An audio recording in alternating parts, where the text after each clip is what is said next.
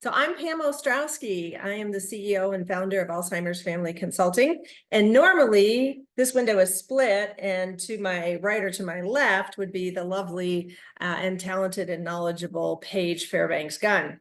However, as luck would have it, or as airlines would have it, she has been waylaid and has not been able to join today's webinar. So let me reassure you, you are in very capable hands. So so don't worry.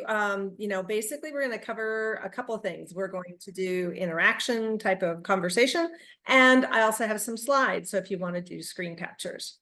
A little bit about me and why I can speak about brain health is that I've written the book, It's Not That Simple, Helping Families Navigate the Alzheimer's Journey. And it's a guidebook that basically walks through some of the medications and treatments for dementia, but more importantly, how do you provide the best care possible? And sometimes it's not you providing it. And be able to be a caregiver who has a full quality of life while also loving and caring for a loved one who has cognitive impairment. So we're going to go ahead and get started with, I'm going to share my screen, and we're going to kind of walk through some background information as far as brain health itself, and make sure that we have a good foundation for brain health and what you expect and what you know and what you don't know. So here we have what do we mean by brain health? So I want you to put in the chat what your definition of good brain health is. What does it mean to you to have good brain health? Okay, so go ahead and type into the chat. It's the little conversation button either at the top of your screen or at the bottom of your Zoom screen. Now, the World Health Organization defines brain health as a state of brain functioning across cognitive, sensory, social, emotional, behavioral, and motor domains, which basically means that you have a full quality of life. You're able to take care of yourself. You're able to have good personal hygiene. You're able to walk normally. You're able to exercise. You enjoy socialization to whatever degree you have all of your life. You're not isolating yourself. Those are all the World Health Organization's definition of good brain health. And I don't see anybody's messages. So what I'm going to do is I'm going to type in brain health definition, which is your definition of good brain health. There. Okay, so that should pop up on your screen so that you don't have to worry about trying to find the chat in order to write it. The reason why that's important is because benchmarks are important. Knowing where you are and what you want is really important to document now in this part of your life so that you know if there are any changes. Several of my clients who have loved ones with dementia say that the loved one will not recognize that they have a problem, that there's any issue with their cognitive capabilities. And so you don't want to be that person because you resist someone trying to help you just at the time when you need it the most. So let's see. I still know important details and I still have my personality. Good for you, Janetta. Here we're going to talk about how do you help with progression of your capabilities. So let me make sure I have this. There we go. So here's another interesting, if you ever wondered, like, how does my brain function? This is a continuation of how our brain functions on the day-to-day that we have in our lives. So centerforbrainhealth.org is a great place to go to get information. And I'll talk a bit about getting information in just a minute, because you can get a lot of incorrect information, even from AARP or, never from the Alzheimer's Association or Alzheimer's Foundation of America. But there's a lot of information out there, and I've included reputable sources for information when you're concerned about your brain health, because anybody can post on the internet, guys, and I don't want you to spin out of control or be unnecessarily worried, because stress is bad for the brain. So we'll talk about that in a little bit. But So the Center for Brain Health has split out brain function. So there's the brain systems, and then we're looking at across the top is cognition. So if you're wondering, well, what is cognition? Well, it's complex thinking. It's being able to come up with new ideas, to think hypothetically, abstractly. It's complex memory, multiple steps of something, like a recipe or something, strategizing, trying to figure out, okay, if we have to get these 5 things done today, what order should we do them in to be most efficient? And then the other part of cognition is specific thinking. So that's paying attention. It's it's feeling unusual feelings like inhibition, or the knowing how to socialize, right? I don't know if you guys have ever watched the TV show Bones, but the woman who is the anthropologist, forensic anthropologist, has no social skills. She has no ability, no filter, and no appropriateness. And so she has that social issue. So it also comes down to being able to process information. So one of the things with my mom was I wanted her to get physical therapy because she was kind of antsy in her wheelchair. And I thought, oh, well, if we build up her muscles, maybe she can walk again. And the physical therapist said she cannot process instructions. So she's never going to be able to do her own workouts and be able to follow my instructions. So processing information and being able to, and we're going to talk about how much time it takes to process information, because that's also an important part to alleviating fear and concern about having dementia or any other issues. Visual is also part of cognition, being able to recognize objects and names of things, and having depth perception, for instance. And then simple memory. And simple memory is just remembering even short-term types of things. And then at the bottom are the things that create issues, right? So interaction, well-being, and daily life. You're going to start to see with daily life, what's your mindset? How responsible are you in your life for making sure that you're eating properly and hydrating properly and functioning on a day-to-day basis? Exercising, nutrition, all of those things we're going to talk about today, and really talking about well-being. So when any of these things are out of alignment, that's when you really need to pay attention to what might be happening in your brain. So enough science and enough big words and multi-syllables. What does brain health mean to you? And I'm glad that Janetta signed up. Is there anybody else, Michael or Mac or any of the other folks that joined, Derek? Any thoughts on what you think good brain health is? So meanwhile, I'm going to talk about what's normal. So normal aging, normal is unique to each person. And we could say that about personalities. We could say that about many different aspects of our lives, but normal is really what is normal for you. So for instance, if you didn't like to hang around with people a lot. Let's say you're an introvert, you don't like to go out into big events, you like small dinner parties, not big parties. That's normal. So you continuing to do that is normal.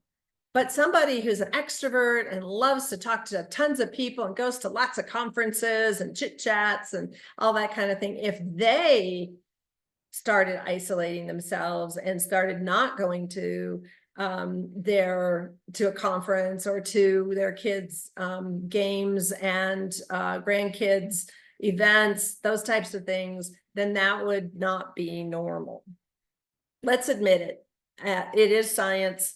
The brain shrinks with age. All right. And so as a result, your brain is evolving all the time. And the really cool thing is that your brain has what's called neuroplasticity, meaning that if a part of your brain fails, your neurosystem finds a way around that problem and rewires itself and creates a new path to achieve the same goal. That's actually what they do with stroke patients when they lose parts of their body or their functioning in speech. The brain assists with neuroplasticity to create new paths to the same information. Pretty cool and pretty sophisticated. And it explains why all of us are really struggling to understand how the brain functions. Derek said maybe maintaining cognition and responding how one normally would. Okay. And again, that's unique to you. So as we age, I don't know if any of you have noticed this, how we respond, what we say, and how long it takes us to respond takes longer. Because, basically the neurons are firing and recall may take longer, and I actually had a client and his wife, and I said, I'm going to ask your wife some questions just to see how she's doing. And I asked her about her exercise bike. And she says, it's and before she had a chance to say life cycle, he immediately responded. And I said, whoa. It was on the tip of her tongue, and you answering is actually prohibiting her from using her brain to force memory to the top. And we all have issues with trying to recall everything. Like if you think back 10 years ago, what was that person's name who had the office desk or cubicle next to yours, or, office itself? You sit there and go, hey, Joe something. And that's normal. It's okay. Don't panic. And it's okay for it to take longer to respond.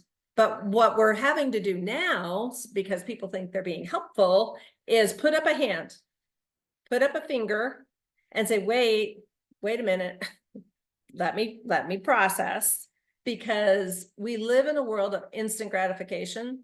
And some people who are high achievers want to be recognized for knowing the answer. So they're going to jump in anyway, because that's their personality. So you have to let people know that you want your brain to work. You want your brain to think and see if it can recall. And then if you need help, say, I give up. Does anybody else know the answer? But at least you tried, right?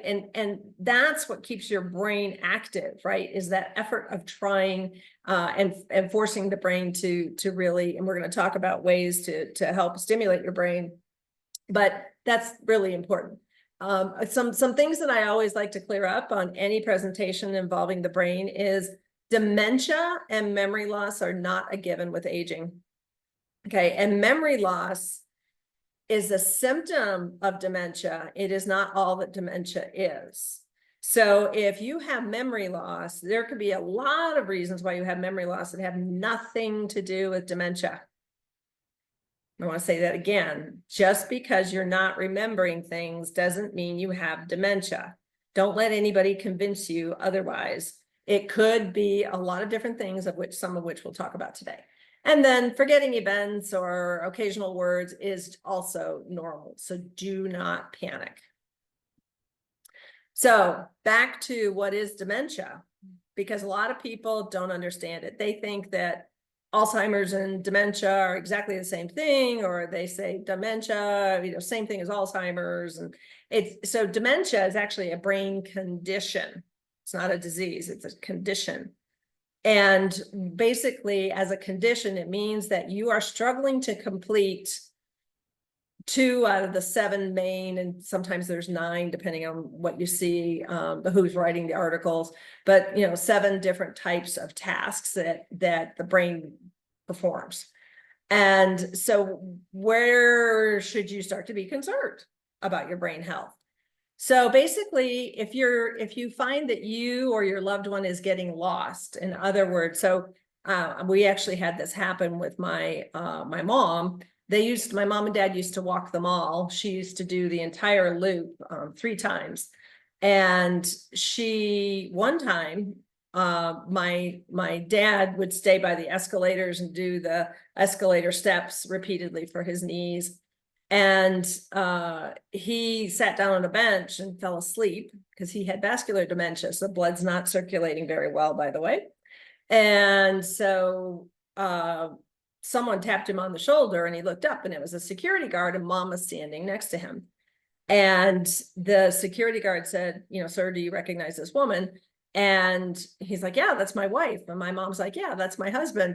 And dad said, what happened? And he said, well, she got 3/4 of the way around, stopped, and then didn't remember which way to go to find you. So she's been kind of wandering around and panicking a little bit. So I assisted her in, finding you. And so that kind of, it's okay to feel disoriented. Like I just moved to the Denver area and it's like, which way is the gas station? Is it that way or that way? And then you have to think about how you're driving and those kinds of things. And then you get oriented. So, but if you're disoriented to the point where you don't recover quickly, relatively quickly, then that might be a sign. I'm never going to tell you it is a sign. It's something to note, right? So write it down, say, okay, I did this. And the reason why I say to write it down is, again, it goes back to that benchmark. And like I said, and you're going to find out in just a minute, the things that influence dementia-like symptoms and affect brain health can occur to you, and you would assume that, oh, I'm just losing my mind. I'm just going crazy. Whatever your favorite term is for struggling cognitively. So loss of short-term memory. So this does not mean I met somebody, I was meeting neighbors, and I met a neighbor across the street. I'll be darned if I remember the woman's name. But I remember her husband's name because a guy who was working on my house came, said, oh yeah, I met Chris. And I'm like, oh, Chris, who's Chris? And it's like, he's the guy who lives kitty corner to you. Oh, okay, cool. I know Chris, right? Because we had a conversation around what that person's name was. But if somebody just walks up to you at a conference again, or at a grocery store or at a party and says, hi, my name's Sue, and 5 minutes later, you don't remember what Sue's name is, that's kind of, normal, comes with aging. That's the kind of thing where you're like, yeah, my brain's shrinking, it's okay. And frankly, at a party, you're usually, and at conferences, you're meeting a lot of people. So it's hard to remember from note to note, right? From person to person, who you're meeting and how you retain that. So if you really want to retain something, you would say, so your name, you can just repeat it and say, okay, Sue, it was wonderful meeting you, and I look forward to, seeing you later at dinner. And then maybe say it again and say, have a great day, Sue. We'll see you later. And so you're creating a conversation in your head that says, that's Sue, that's Sue, that's Sue. Now, when I go to conferences and I see a name tag, or I get a business card, I write the context of which I met that person. So that way I know, okay, this person is this, from this interaction, and I remember the interaction, and then I look at the name. So there's different tools that you can use to help your brain health, but please don't panic quite yet if you're showing some of these symptoms. Now, dementia is defined as the inability to complete 2 or more of activities of daily living. You will hear healthcare professionals call these ADLs, because why not speak in acronyms so that nobody understands what you're saying? That was sarcasm. Let's call it activities of daily living. So these can include all of these 6. There's more, but these are the basic ones. Being able to move, toileting, incontinence, feeding oneself, dressing, personal hygiene and grooming. What's not down here is, making sure that you're drinking enough fluids, socialization and engagement, those types of things, which are also part of the overall dementia condition, but are not part of activities of daily living. So the next type of dementia type symptom is that you can't recall recent conversations. So let's say you're talking to a son, a daughter, a brother, a sister, a mom, or a dad, and you have a conversation about something. My dad used to argue with me all the time. I was horrible. All right, the proper word for that is I did not handle it well. I would say, Dad, I've already told you that. And you're never supposed to say that. It's so damaging to the relationship, because I'm basically saying he's losing his mind because he doesn't remember. And instead of saying, well, I could swear we had the conversation, let's talk about it again just to make sure, and let's write it down. And that's what I should have done. So a lot of my work in working with people who are caring for a loved one with dementia has to do with the fact that I made many mistakes. I look back and I get sad because I didn't handle things the way I didn't handle them optimally. I won't say it's good or bad. It's just that I didn't handle them optimally. I didn't show the love and care and compassion in a way that was blatantly obvious that they would have felt that. And for both of my parents, and they knew that I loved them and that I was, but I've always been very analytic and more emotionally detached. And so to me, it was about solving the problem. And it's not about solving the problem. It's about helping someone on this path be able to live a better life as long as possible, and to assist them when they need it, not when you want to provide it. And so, we can talk about that in our next session on July 25th. Also, difficulty learning new tasks. So, we've got our lovely cell phones, right? And, TVs and VCRs and all sorts of technology out there. And it becomes a problem for us because it's, how does this work? And if you used to know how it worked and you don't anymore, that's a cognitive impairment issue. If you get a new phone and you struggle to use it, there's no shame in getting a little bit of help, but a phone is complicated. If somebody hands you, a new recipe, you should be able to follow the recipe. And if you're trying to learn something fairly simple, and I don't have an example of a task, but if you guys come up with one, let me know. But learning new things, if it's difficult for you to learn, I gotta go in a card game. So someone says, okay, let's play cards or let's play a board game, and you have trouble figuring out the instructions and can't remember, because you can make a few mistakes, right? You can not understand something, but it's important that you get through it. And if you're stuck, possible dementia symptom, but let's talk about what that, how you can avoid that. And then you tend to isolate or disengage with people. So again, not socializing, not engaging. So I wanted to show you this particular picture because when we talk about dementia, we talk about Alzheimer's. So Alzheimer's is a type of dementia. Vascular dementia is a type of dementia. Frontal temporal dementia, or actually they're calling it dysfunction, I think, as opposed to dementia, but it is a type of dementia. And then vascular, I'm trying to think of, Lewy body dementia. So those are the top four. See, I remembered, right? I struggled for a second, but I don't usually talk about Lewy body. Lewy body is the one where you typically get hallucinations and some unfortunate behaviors. Whereas Alzheimer's tends to be more of, I just can't function on my own because tasks are too hard.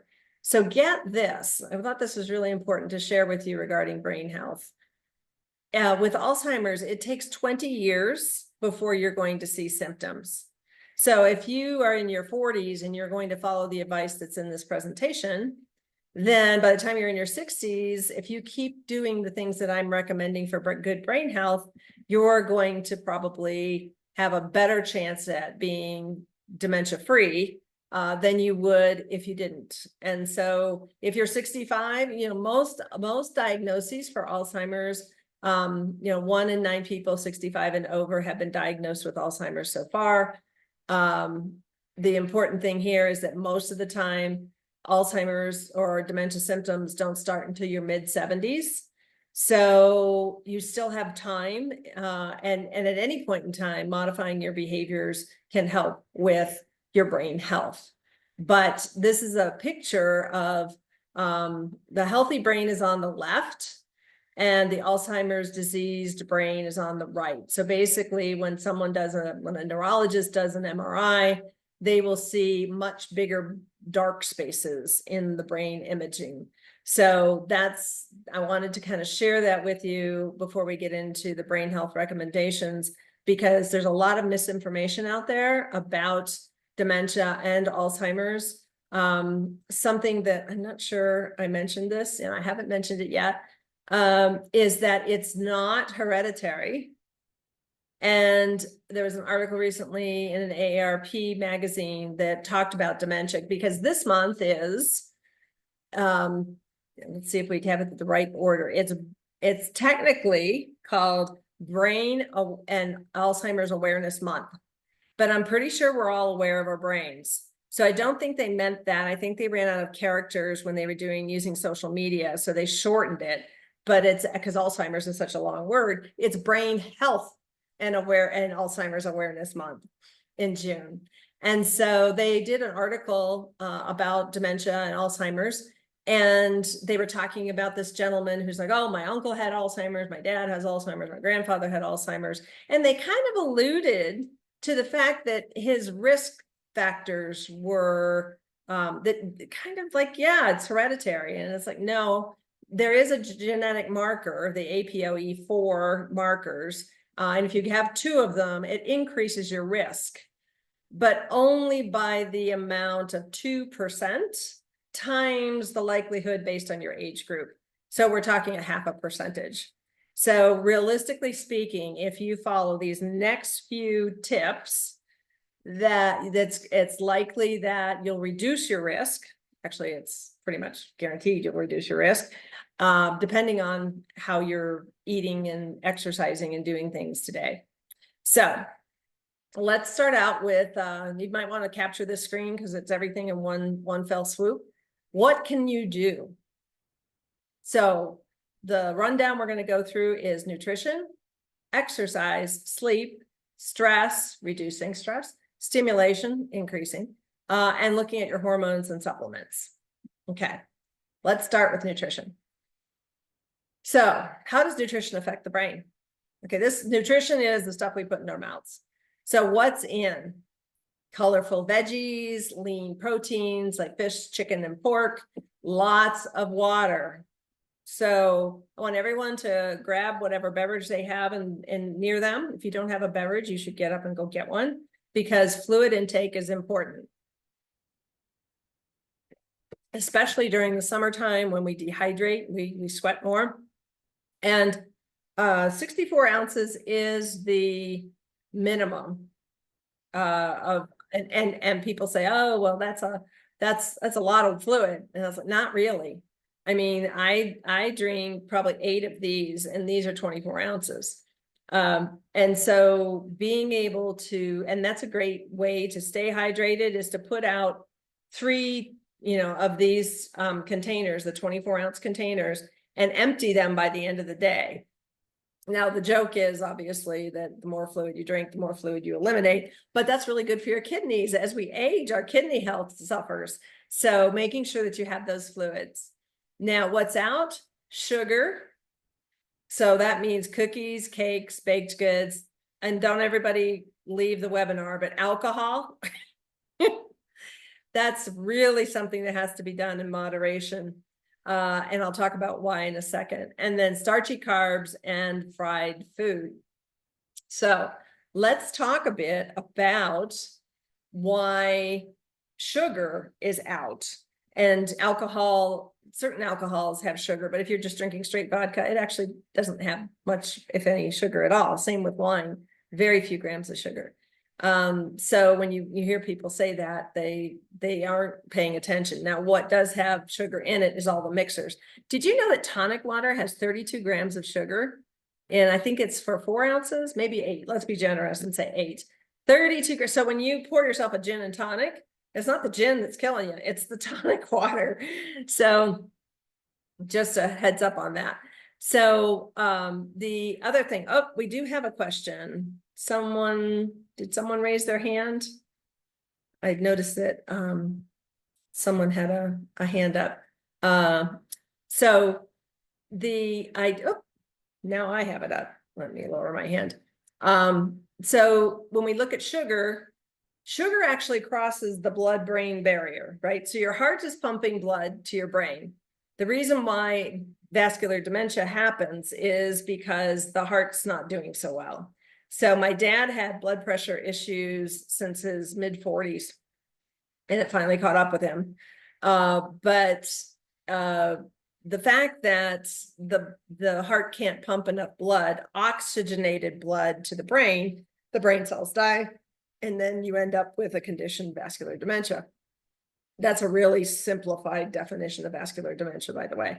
But it has to do with how your arteries are functioning, how clean they are, high cholesterol, any sort of vascularity issues, cardiopulmonary issues, all of that affects your brain health. So a lot of times you'll hear from the Heart Association who says, oh, same thing I just said, veggies, lean proteins, take care of your heart. What they should have said is take care of your brain. Maybe more people would have participated. But here's the big difference between having heart issues and having brain issues. You can take a pill and have surgery for this one. This one, nothing you can do. So let's focus on how to modify our behaviors for things we have no fix for in medical science, and take care of our heart and our lungs at the same time, and our kidneys and all those other good healthy organs that are supposed to take good care of us. So that is what's important. The concept of alcohol, again, alcohol typically is depressant and messes with your brain cell formation and that type of thing. So those are important things. But the other thing that I want to talk about is hydration. So let me go to that, because we think, oh, well, we'll be fine if we just go ahead and, eat to our heart's content. But here's the thing, you need to drink more fluids. Now, I know I just eliminated alcohol, so it's probably water or iced tea or coffee or tea. Now, I've had people say, oh, but wait, coffee and tea have caffeine in them. Those aren't good for you. That's the amount of caffeine that's in a cup of coffee or a cup of tea is not going to impact the benefits of the fluid intake. If you need to drink iced tea or iced coffee or regular hot coffee in order to get your fluid allocation of those at least 64 ounces, then do it. There's very little, relatively speaking, there's very little caffeine in any of those things. You'd have to drink an awful lot of pots of coffee in order to affect your hydration level. They are not dehydrating to that point. Alcohol can be, though.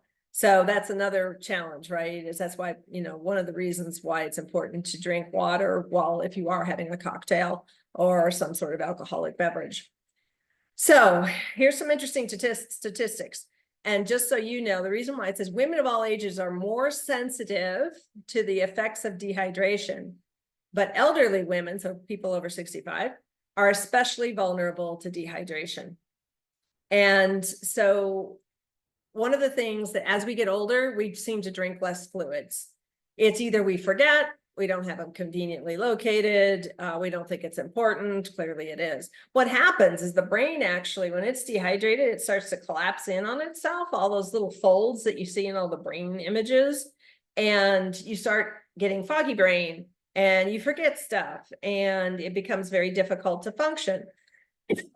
So the way to ground this is drink more water, drink more fluids. So they did this study, and they looked at women, they looked at adults, so men and women at age 60 or older, and they found that inadequate levels of hydration showed worse performance on cognitive tasks. So if you feel like your memory is failing you, go drink, 8 ounces of water. And then an hour later, drink another 8 ounces, get some fluid in you. That to me is the number one thing you can do if you are suffering or noticing issues, or if you're noticing issues, cognitive issues with your loved one.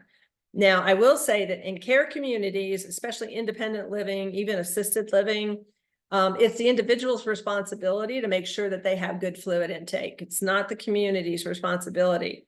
So if your loved one is showing some odd behavior, time to monitor their fluid intake. Ask the community to do that for you if you need to, or suggest this idea of putting out a certain number of bottles, and make sure that they're clear, because people who have cognitive impairment don't know what, I don't have one, but like the tumblers, the colored tumblers, or the hydro flasks, or any of those cool sport drink covers. It's hard to know what's in there. And so you just let it sit. So clear containers are very important. for making sure. And it also tells you whether or not you've had something to drink, how much water you've drank so far. If it were this full, I don't know if you can see this, but it's full up to here. This means I have, I haven't been drinking much water during this presentation. So it affects your ability to process information. So if you're not quite on the ball, have a glass of water, or iced tea or coffee or whatever. Now, what's interesting is that an additional study said that was assessing cognitive function and hydration status of people over 65 found that dehydrated individuals were at risk, higher risk for dementia. So in other words, if you continue to run yourself dehydrated, and my dad never drank water, by the way, he's like, he would have a sip and that would be it. And I said, why don't you drink more water? He's like, well, my dad always used to say it rusts your pipes. And I'm like, well, but your dad died at 66. So let's just not follow dad's advice. Okay.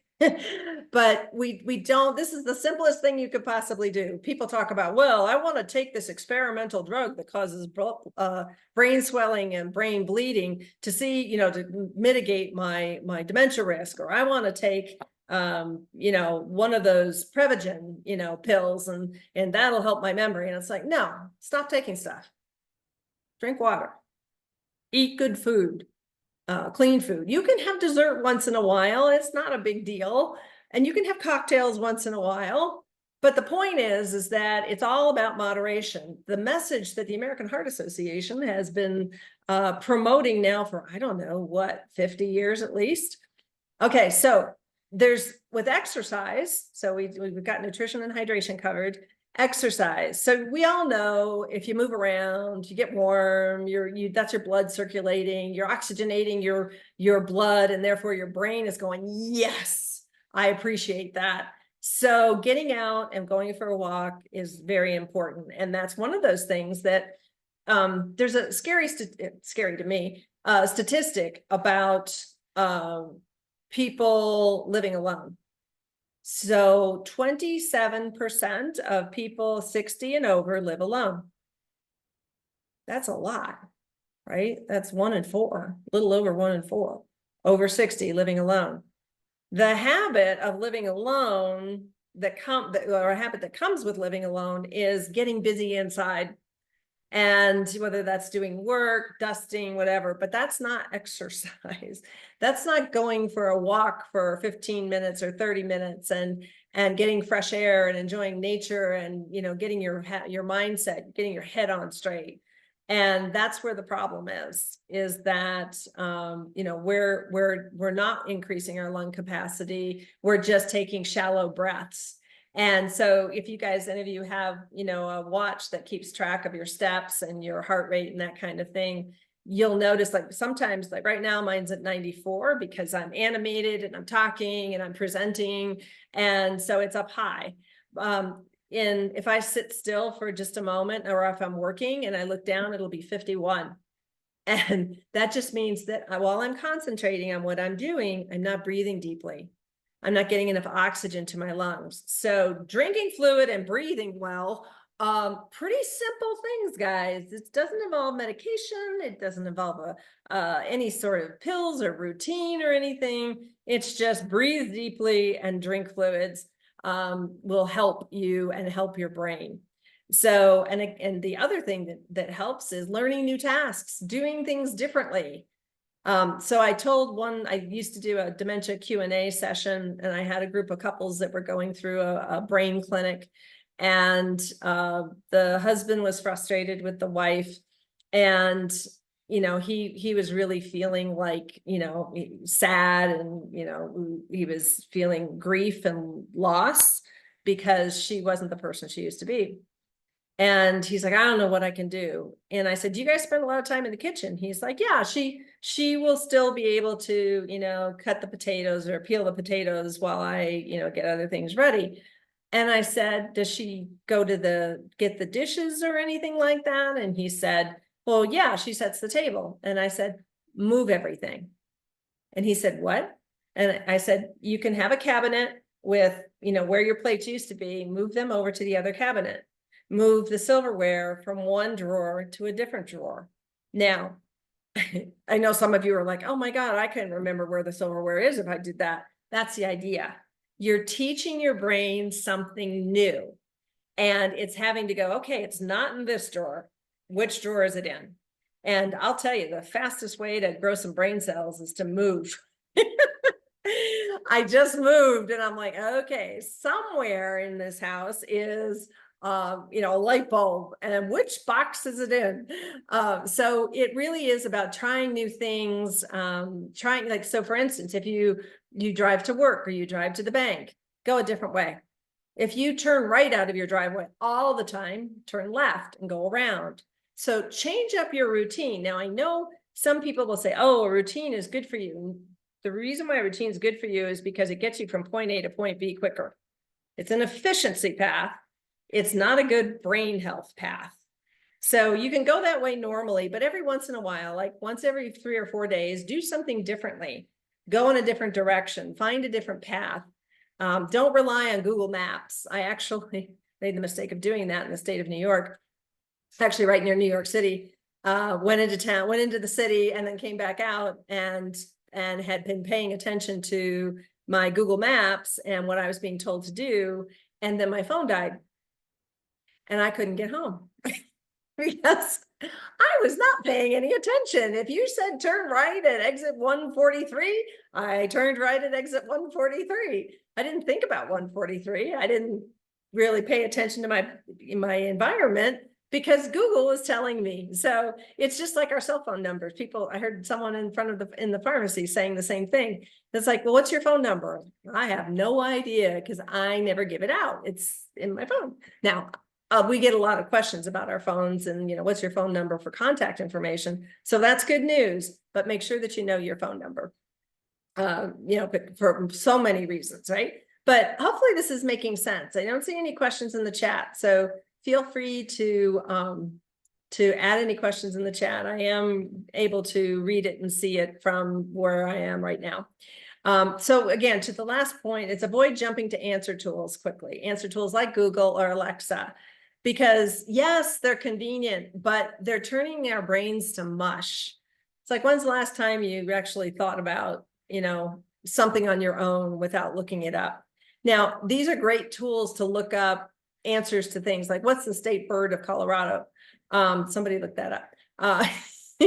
But, the whole idea is that you use your brain and you try to remember the things that you used to know and put some logic behind it, right? Don't let other people think for you. Okay, so we've covered 2 really easy things. 3 actually, with nutrition, hydration, and exercise, and breathing, and thinking. Okay, here's another really important one: sleep. Everybody go to sleep. No, don't. You have to watch the rest of the webinar. But between the joke is here, why he's laughing, is lots of water and sleep. No way. Yes, exactly, Steve. Here's the thing I always say is it's simple, but it's not easy. And this is very simple things you can do to help your brain health, but it's not always easy to do. Like if you put a coconut cream cake in front of me right now, would I ignore it? Would I say, oh, that's not good for me, I'm not going to have that? Or if you put a Cosmopolitan in front of me in a few hours, would I ignore it? Probably not. So we make these instantaneous choices of, I'll do it tomorrow, or, it can't be that bad for me, I'll just have one. With a cake, that probably wouldn't be the case. I'd probably have more than one piece. So if you don't have the ability to restrain your desire or your likes for things, the only advice I can give you on that is keep it out of the house. Keep your Oreos, and your lemon cakes and your coconut cakes and your, alcohol, whatever it is that's your favorite, make it a favorite that you go out for.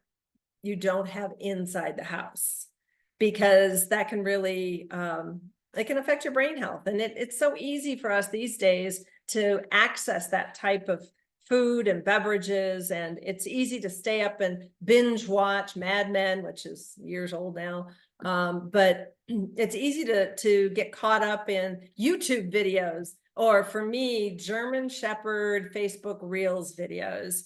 It's just you get hooked on these things and time flies by. It's 2 in the morning or 1 in the morning and you haven't gotten to sleep. So here's the kicker with drinking water and sleeping. So first of all, and I know you guys are going to push back on this, but use the bathroom right before bed, whether you feel like you have to go or not. All right, let's just empty the bladder. Another thing is keep dim lights on so that when you wake up, that's when your eyes are adjusted to the dark. If you turn on a bright light, your body's like, whoa, what was that? And then it starts thinking, right? So you have that monkey brain where you're always thinking about things and things that you can't control and things that you need to do, but you can't remember what they were, and you're worried you won't remember in the morning. And that just gets you spun out of control, and then you don't go back to sleep. So nothing bright, no bright lights, just dim lights. And then it's really important to relax your jaw when you're about to go to sleep, because we, by nature, we are so stressed out that we tend to clench our jaws. So if everybody just drops their jaw right now, just draw it down and just make it really flappy. Okay. And that's the best way to focus on your jaw when you're trying to go to sleep. Because if you're trying to keep your jaw up with your teeth, all of these muscles are tight. And so just a sleep tip, because sleeping is so important. Now that brings us to the next one, which is even harder. Okay, so now we went from easy. So eat your veggies. I know they're veggies, they're green, they're orange. Yeah. But and you lean protein. So if you like lean protein, that's good. But definitely, I'm a fan of, well, if I do some of these, at least, a little bit, that's going to help. So that means we've got good nutrition. We're drinking lots of water or associated beverages, without alcohol in them. And then we've got sleep, and we've got exercise, where I'm breathing, deep breath. You'd be surprised how, and so few people do it. And there's a reason why yoga says, deep cleansing breaths. It's because it helps your heart, your brain, your lungs. Everybody's happy, but we never do it. We just sit here and go. I mean, we don't, our shoulders don't even lift. It's just a real shallow, quiet breath. And not good for the brain. So life is full of stressors. Show of hands, how many people think life is full of stressors? We've got our loved ones' health to worry about, whether it's a son, a daughter, a spouse, a parent, financial worries, health, insurance, our own health, kids, grandkids, stuff, the world, just paying it. Don't watch the news. That's really bad for your brain. So it comes down to absorb information from reliable sources, and so that it doesn't upset you. So I have a friend who used to turn on the news every morning, and she would be texting me, I can't believe this is happening, and this is that, and you could just feel how anxious and angry she was. And I said, shut it off. I said, you can, proactively go to your favorite news information online. Hers is the New York Times, I think, or Wall Street Journal. And so she goes to there and reads her news, because otherwise everything else will just exacerbate. It'll cause your heart rate to go up, your cortisol levels go up. That's really bad for your brain. Stress. So you start clenching, everything's like really tight, and you don't want that. So remember that none of the things going on, especially if you want to control them, stop it. They're not worth your health.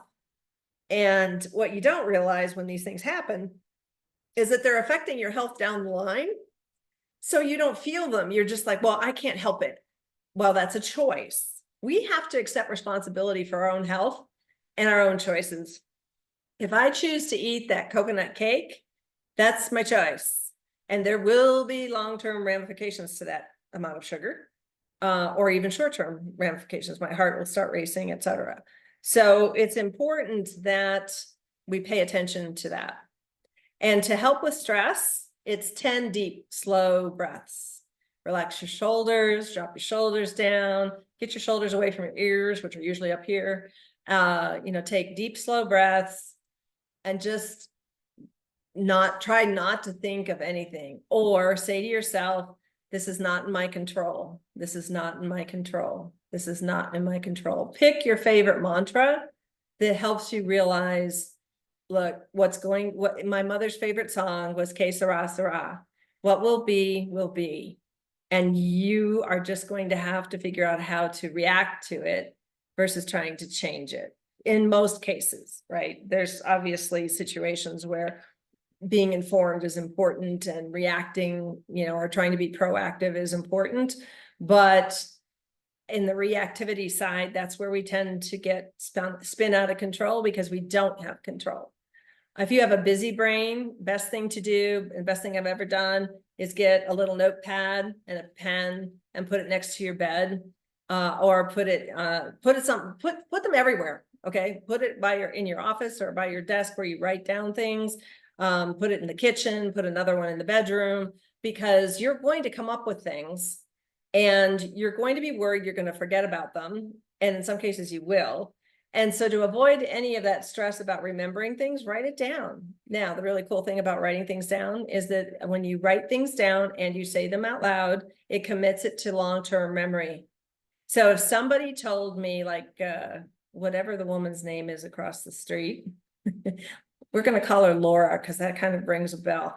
So Laura across the street, if I had gone into my phone or preferably a piece of paper and written neighbor across the street, tan house, Laura and Chris, and I said that out loud, I would remember Laura and Chris. Now, of course, her name's probably not Laura, and now I'm going to remember Laura and Chris. That's a different problem. So the thing also to remember, and because people who are high achievers or who want to do all the right things, they want to be the best they can be, have to remember that you can overextend yourself. And if you're not healthy, if you're not doing the things that I'm recommending here, the likelihood of you getting sick, not just brain health, but having a heart attack, which then affects your brain health. Everything that happens to your body affects your brain health. So they're all connected. We learned that in Romper Room.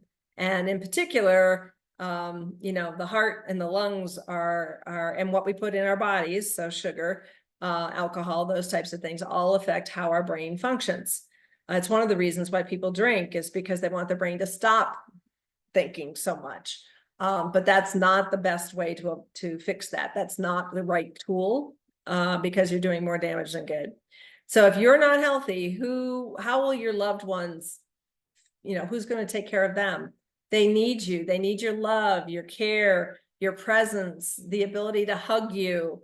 And if you make yourself sick, they're not going to have you around for long enough. And that is the number one reason in my mind why it's so important to take care of yourself in the ways that I'm suggesting. Now, this one, everybody does, no one realizes this. And then finally COVID hit and everybody was like, oh, that's interesting. So isolation hastens cognitive decline. And this goes back to my statistic where 27% of people 60 and over live alone. The TV is not stimulation, guys. Playing Sudoku puzzles is not stimulation. So if stimulation requires leaving the house, most likely, and going to a concert, going to a book reading, participating in book club, playing cards, playing bingo, doing something that requires you for your brain to go, oh, we need to do this.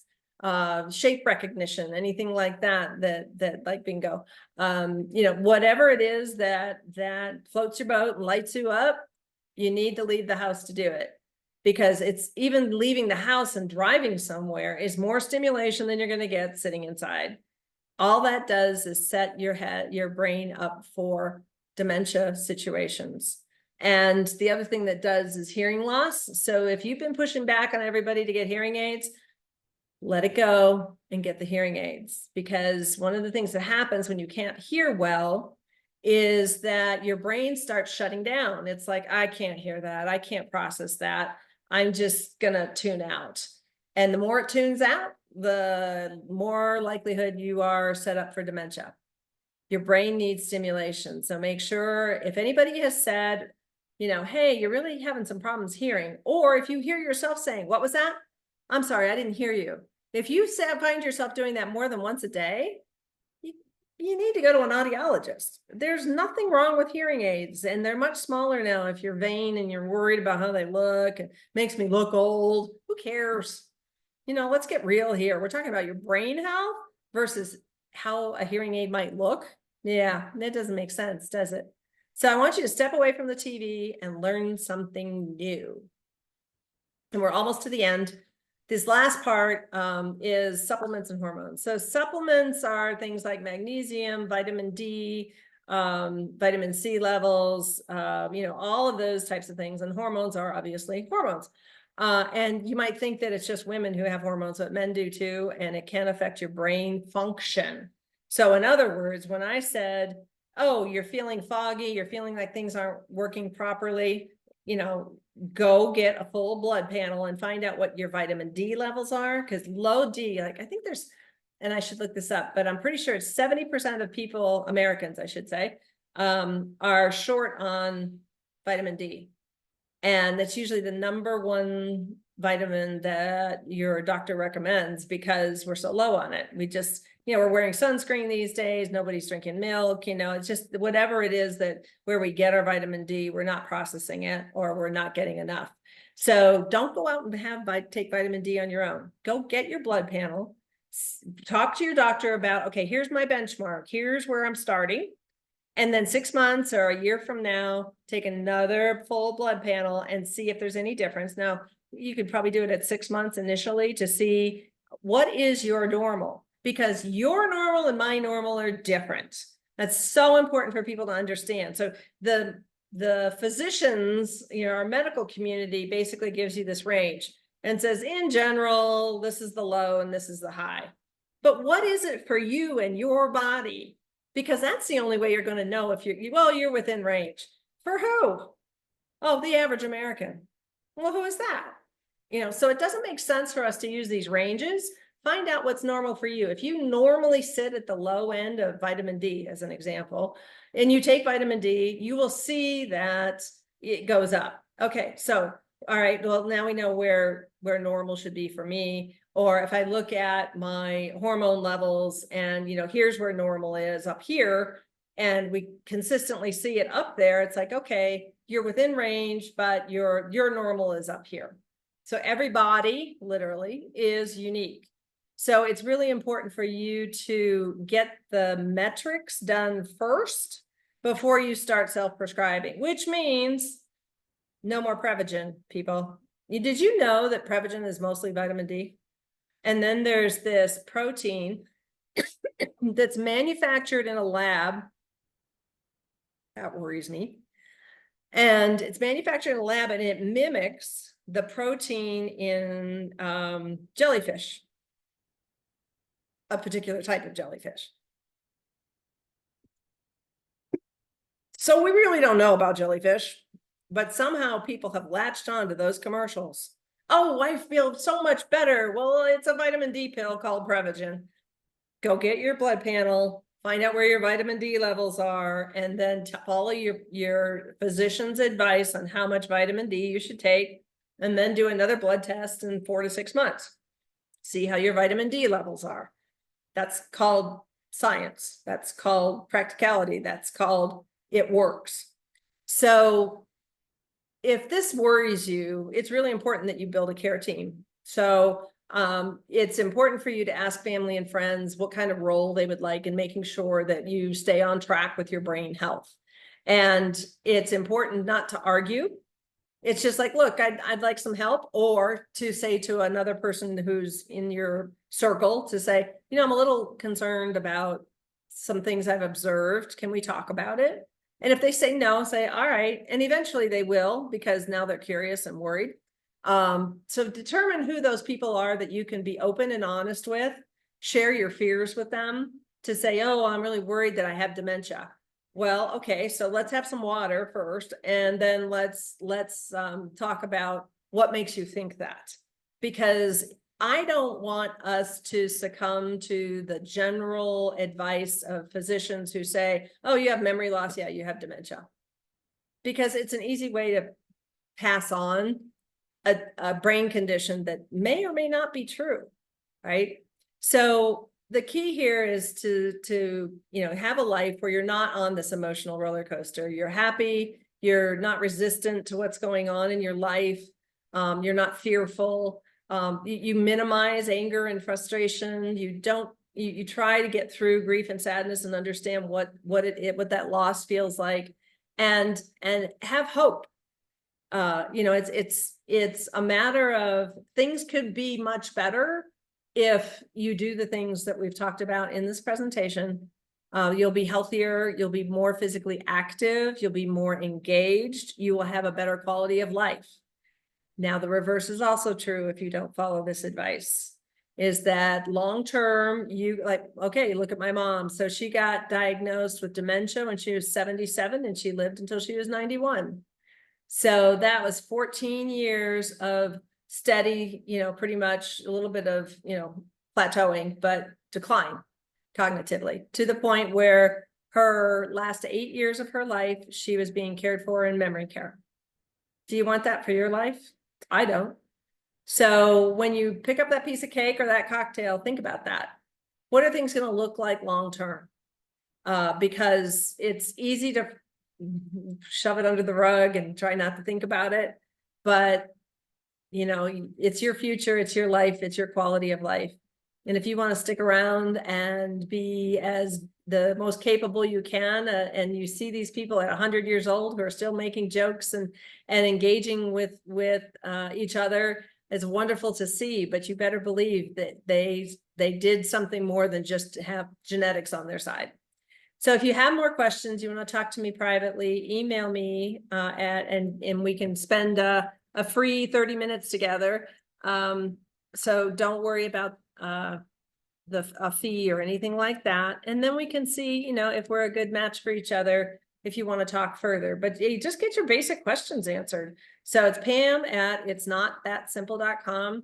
My website is Alzheimer's Family Consulting. And you can go to YouTube and search for Dementia Caregiving Coaching, and you will find my YouTube channel. So that is it for our presentation today. I appreciate you guys staying the extra couple of minutes. This is simple, but not always easy. The things that are easy are get 3, big bottles of water and make sure you drink all 3.